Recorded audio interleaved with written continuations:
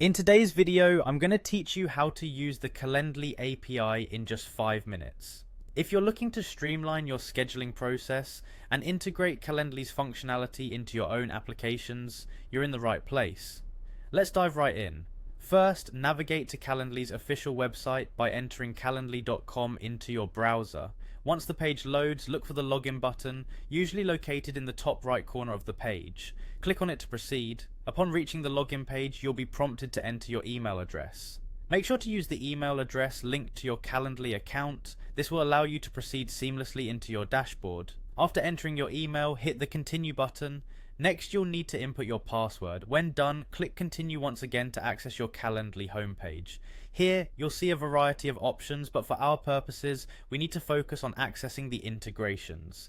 Now that you're on the homepage, direct your attention to the menu and choose the integrations and apps option. This step is crucial as it will lead you closer to acquiring the API token needed for integration tasks. Once you're in the integration section, find and click on the API and webhooks option.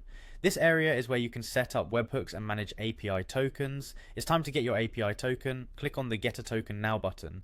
Following this, click Continue to Proceed. The next screen will prompt you to type in a name for your token.